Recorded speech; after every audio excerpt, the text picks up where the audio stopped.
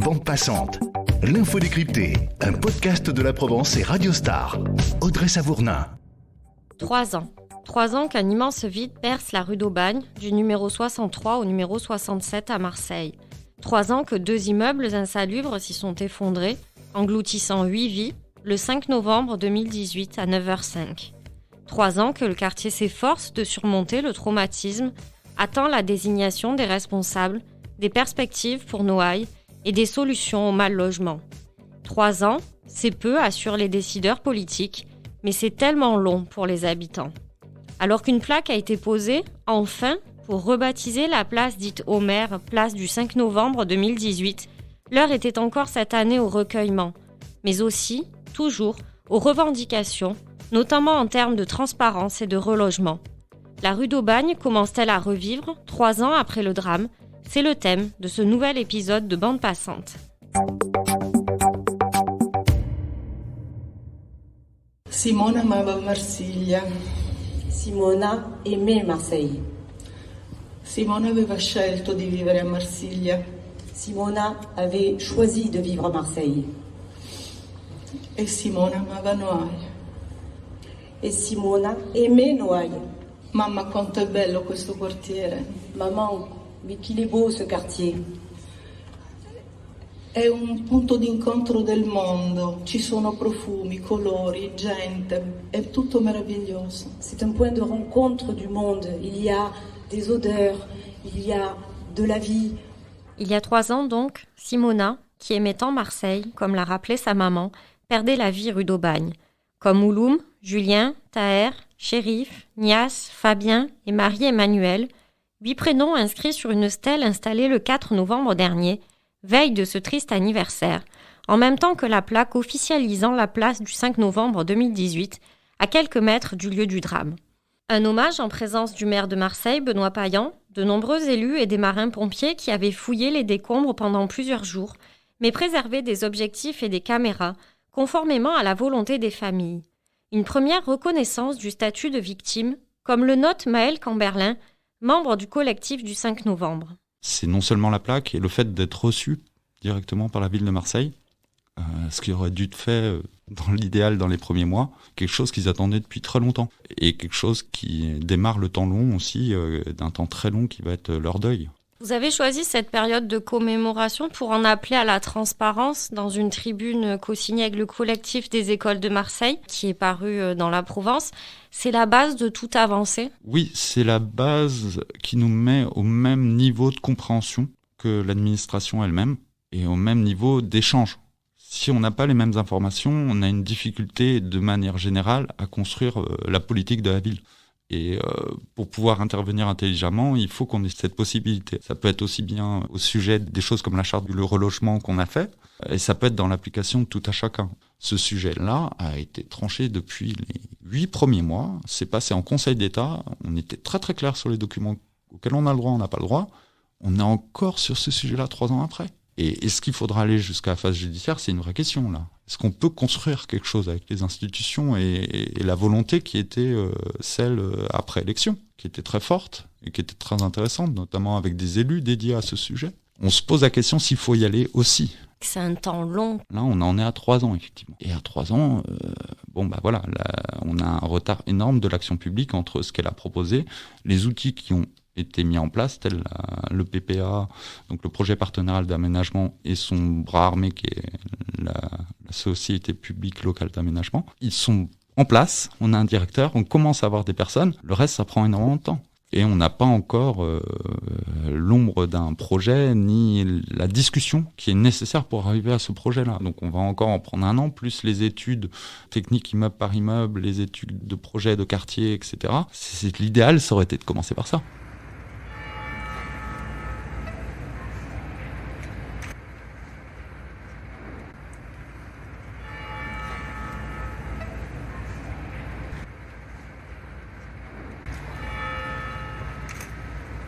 Car au-delà du deuil, habitants et militants continuent de se battre contre le logement indigne. Plus lors de manifestations à répétition, mais notamment en maintenant la pression sur les institutions.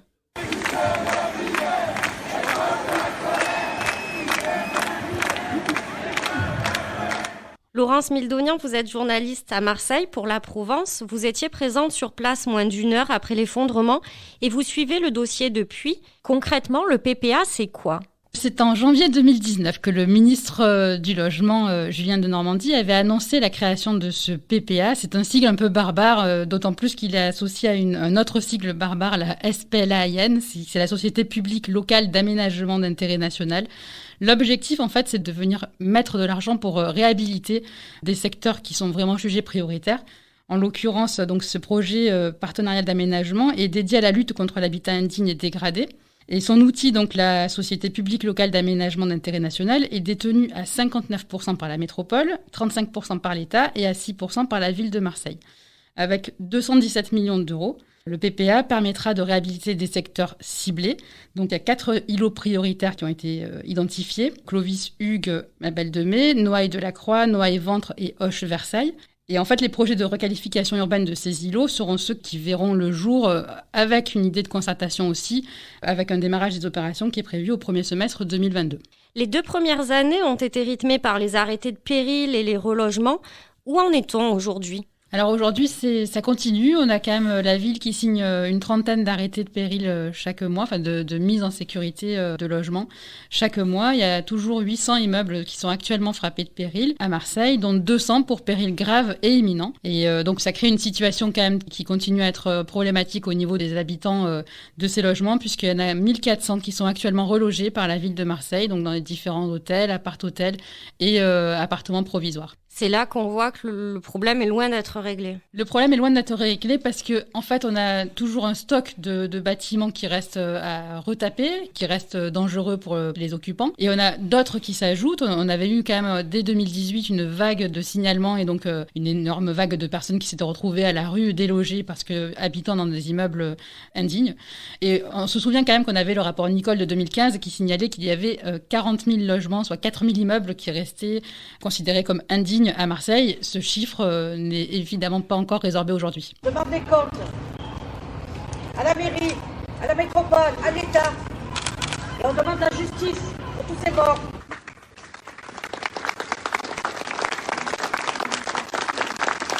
On a parlé récemment d'une nouvelle charte du relogement, justement, qui a été discutée et validée et qui est jugée plus satisfaisante. Cette charte, elle avait été signée en 2019. Elle avait été proposée par les collectifs de citoyens et d'habitants qui venaient aux côtés des personnes délogées pour mieux les accompagner, pour ne pas subir en fait ce traumatisme de se retrouver d'une minute à l'autre à l'extérieur de chez soi, récupérer en une demi-heure quelques affaires pour se retrouver à la rue. Cette charte avait été signée par la ville et l'État en 2019. Elle était prévue pour une durée qui devait s'arrêter en 2020. Elle a été prolongée jusqu'en 2021.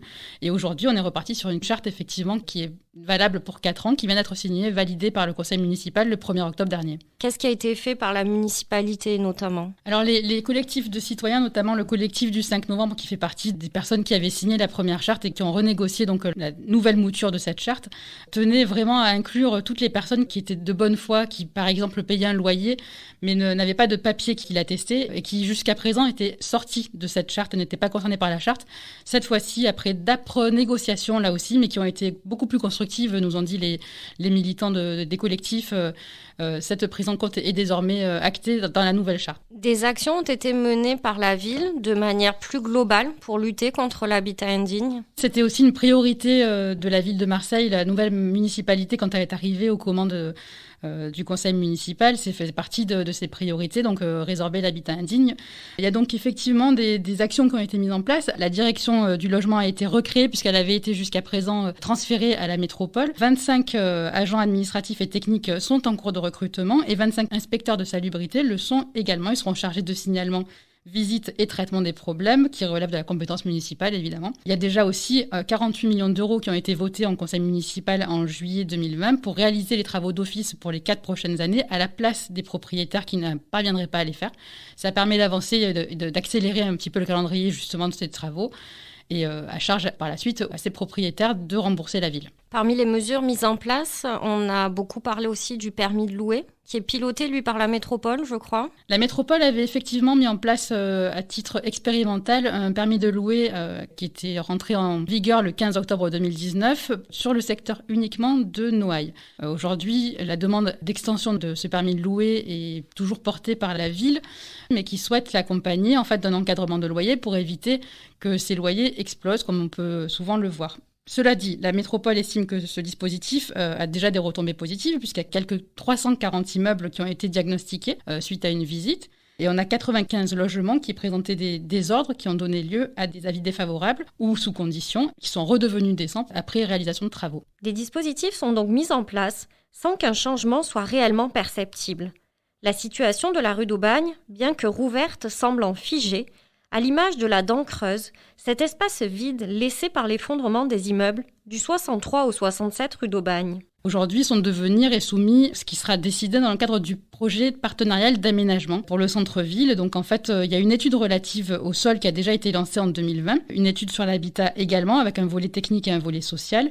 L'objectif, c'est de repérer les problèmes éventuels sur les immeubles et donc définir les moyens adaptés pour intervenir. C'est porté par la métropole, mais c'est porté, précise-t-elle, avec une démarche de concertation. Donc rien ne se fera sans la concertation avec les habitants. C'est en tout cas ce que disent les collectivités, ce que souhaite également la ville de Marseille et ce que souhaitent bien sûr les riverains et également les familles des victimes de ces effondrements. C'est tout un périmètre qui doit être réhabilité, repensé. Des immeubles doivent être rachetés pour le compte des collectivités. Des expropriations sont même envisagées. Oui, tout à fait. Sur le haut de la rue d'Aubagne, la métropole a lancé une enquête publique pour déclarer d'utilité publique la réserve foncière donc sur plusieurs immeubles au-delà de la dent creuse. Et les propriétaires en fait qui sont concernés ne sont pas toujours d'accord avec les prix qui ont été proposés, évidemment, parce que pour beaucoup, c'était des biens de toute une vie qui ne peuvent pas revendre pour très peu. Et actuellement, ces immeubles ne valent pas grand-chose. Certains aussi sont mobilisés en déposant un référé, une action en référé qui sera examinée le 10 novembre prochain. Et ils veulent casser la déclaration d'utilité publique qui permet à la métropole d'exproprier en fait ses propriétaires et de prendre possession des immeubles pour éventuellement imaginer un projet, pourquoi pas, de logements sociaux. Certains de ces propriétaires d'ailleurs se disent prêts à faire un partenariat pour avoir une maîtrise d'ouvrage partagée avec les collectivités et garder la propriété de leur immeuble tout en proposant du logement social. C'est en tout cas la destination qu'ils souhaitent pour ce secteur-là. Qu'attendent les habitants des décisions de justice ? Les habitants, en tout cas, ont fait remonter des attentes fortes depuis les effondrements. Enfin, c'est le symbole, c'est évidemment pour eux la mise en examen du maire Jean-Claude Gaudin.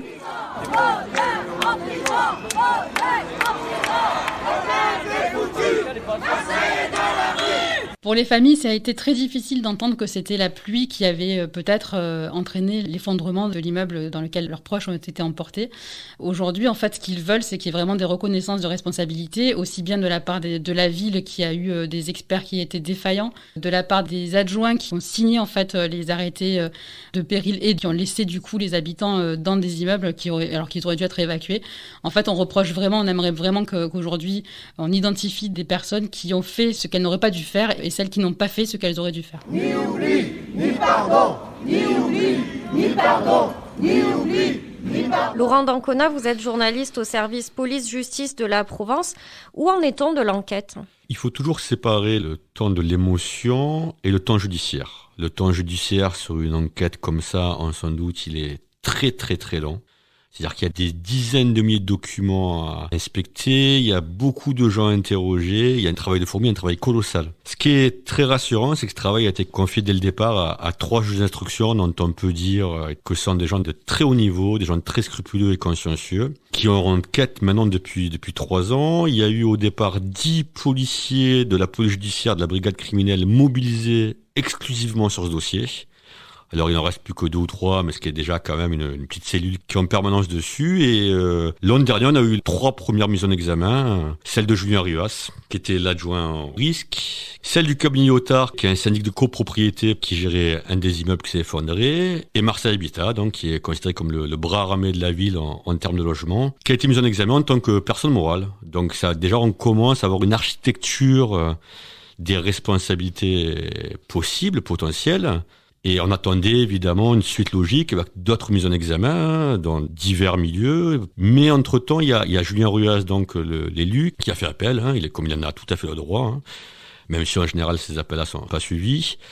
Et ça a eu le don de bloquer les autres mises en examen attendues en attendant que cet appel-là soit examiné, ce qui n'est pas le cas à ce jour, mais ça devrait être imminent. Et 2 experts de la Cour d'appel de Paris ont été sollicités pour documenter la chute des immeubles. Ils ont rendu un rapport en juin dernier, quelques mois avant les mises en examen, qui était assez accablant, en pointant des risques réels qui étaient connus, des manquements majeurs à la sécurité qui ont été faits, et des alertes à répétition qui avaient été données par plein de gens qui n'ont été écoutés finalement par personne, ce qui déjà montre que nous ne sommes pas une certitude à ce jour quand même, c'est que non, ce n'est pas la pluie qui a fait tomber ces immeubles, non, ce n'est pas une fatalité, une tragédie. Oui, il y a des responsabilités, charge à la justice maintenant de les établir réellement pour que ça finisse un jour peut-être devant un tribunal, sûrement même. Oui, parce que c'est ce qu'attendent les familles. On se souvient même des manifestations où on criait « Gaudin assassin », elles s'attendaient même finalement à ce que le maire de Marseille lui-même soit inquiété. Les responsabilités, on n'est pas au stade de savoir jusqu'à où elles vont remonter, c'est le remonteront jusqu'au maire, comme le souhaitent d'ailleurs certains avocats. Ça, c'est vraiment la justice qui l'établira. Mais en tout cas, oui, il y a eu cette crainte, j'imagine, chez les familles, chez les parties civiles, de dire que ça allait être étouffé, endormi, qu'on allait une fois de plus protéger, entre guillemets, des politiques. Moi, de ce que je vois de l'enquête, de ce qu'on sait de la manière dont ça se déroule, les juges en question ne font pas de politique, ils font vraiment du travail consciencieux, de terrain, technique, parce que c'est des dossiers très techniques.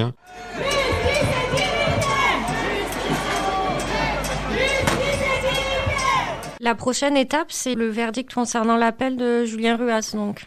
Alors, il y a une étape importante, donc c'est le verdict concernant l'appel de Julien Ruas, qui permettra sûrement de relancer, entre guillemets, même si les enquêteurs continuent à travailler, qui va permettre de repartir sur peut-être une nouvelle série d'auditions. Début janvier, il y a une date importante, c'est que les juges qui, en plus de faire leur travail, font quand même pas mal de pédagogie.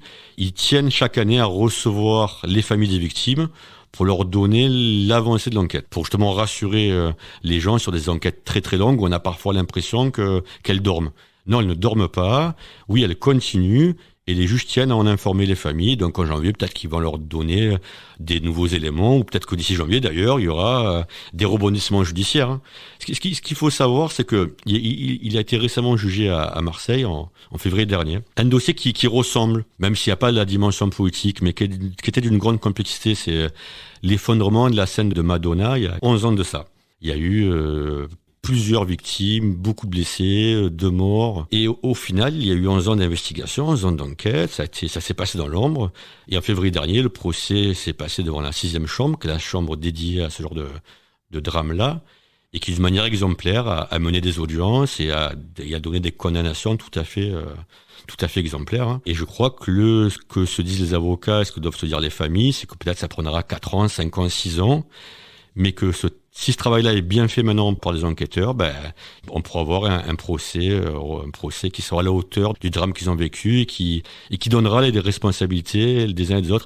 Et personne n'échappera à ces responsabilités, je le répète, s'il y en a. Voilà.